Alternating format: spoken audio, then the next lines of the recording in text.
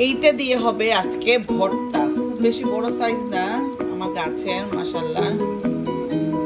এই তো বেগুন মোটামুটি ধরছে, কয়টা ধরলো একবার পারছিলাম মনে হয় 6টা, 6টার মধ্যে আমি খাইছি 2টা, আর বাদ বাকি দিয়ে দেওয়া হয়েছে। আর গত সপ্তাহে পারছিলাম 3টা, হ্যাঁ আমার ফ্রেন্ড 2জনকে দিলাম। আর এখন এটা খাবো আমের ভর্তা করে, বেশি বড় না, এই গিয়ে নিয়ে আসছি আমাকে, আর বড় ভাত দরকার নেই, এটা দিয়ে ভর্তা করে ফেলি। এই তো ভর্তা হওয়ার পরে দেখাবো।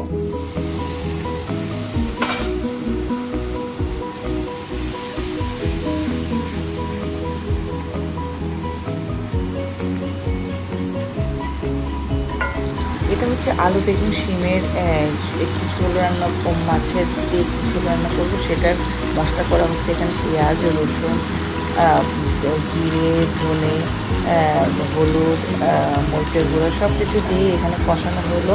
কষানো হওয়ার পর শিমটা দিয়ে দেওয়া হলো, দিয়ে দেওয়া হয়েছে। এই তো এখানে বেগুন ভাজি, ভর্তার জন্য বেগুন ভাজি করছি। তো প্রথমে কি বলে শুধু ভাবছিলাম শিমটাই রান্না করব, এখন ভাবলাম একটা বেগুন যেহেতু আছে এটা গাছ থেকে পেরে আনা, এটা দিয়ে ভর্তা করে ফেলি। আর এখানে হচ্ছে শিম, বেগুন আর টমেটো দিয়ে মাছ ওদিকে ভাজা করা অলরেডি, মানে মাছ দিয়ে করতেছি। আর এখানে হচ্ছে চিকেন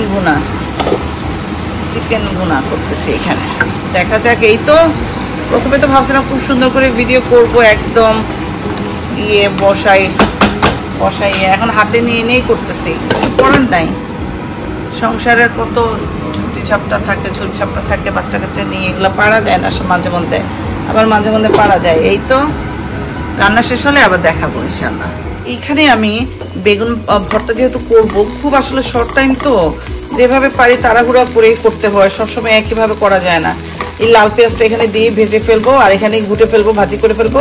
এরপর শুকনো মরিচ, ধনে পাতাটা জানি না, অল্প কিছু আছে মনে হয় ফ্রিজে। এই তো এরপরে ভর্তা হয়ে গেল।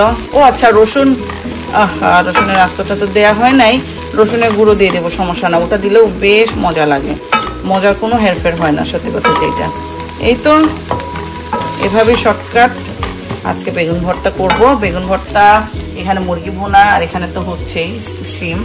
এই তো রসুনের গুঁড়োটা দিয়ে দিলাম এখানে, আর এখানে শুকনো মরিচ আছে, আর এই যে এই গার্লিক পাউডারটা, এই যে এটা মানে দিলে একদম এত ভালো গন্ধ এটাতে, মানে খুবই ভালো লাগে। ভর্তা যে কোনো মাখা করে খাওয়ার সময় দিলে অনেক ভালো লাগে, পাস্তা যে কোনো কিছুতে।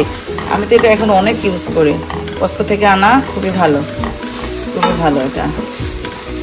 এই যে এরপরে শুকনো মরিচটা দিব একদম রেডি হওয়ার পরে, খাবার কিছুক্ষণ আগে, তাহলে গন্ধটা অনেক সুন্দর থাকে। এই তো মোটামুটি এভাবে ভর্তা পাইকারি যারে বলে এভাবে আপনারা করতে পারেন, সময় শর্টকাট থাকলে। এই তো শুকনো মরিচ দিব পরে। এই তো দেখি আমার এখানে কি অবস্থা, মাছ দেওয়ার সময় হয়ে গেছে, মাছ দিয়ে দিব ওটাতে। আর এটা এখনো কষাচ্ছে, এখনো পানি বের হচ্ছে, কষাক যাই হোক। এই তো ডিমের তরকারিতে ঝোলটা দিয়ে, ঝোল বলতেছি, মাছটা দেওয়া শেষ। মাছ আসলে অনেক বেশি ভাজা হয়ে গেছে, যেহেতু তরকারি খুব বেশি না, এখানে 5-6 টুকরা দিচ্ছি। এই তো শুধু আমি আর আমার ছেলে খাবো মাছ।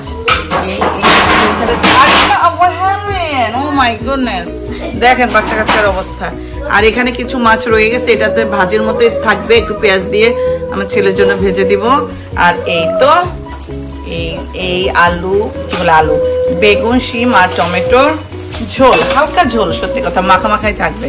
এই তো দিয়ে দিলাম একটু ঝোল, একটু পানির ঝোল দিয়ে দিলাম। এটা একদম পানিটা মানে একটু কমে যাবে, তারপর বন্ধ করে দেব চুলা। এটা মোটামুটি ডান। আর এখন দেখি চিকেনের কি অবস্থা। আরে ও চিকেনের তেলটা বের হয়ে ছেড়ে দিছে, এখন একটু কষাবো, তারপর পানিটা দিয়ে দেবো, অল্প একটু পানি।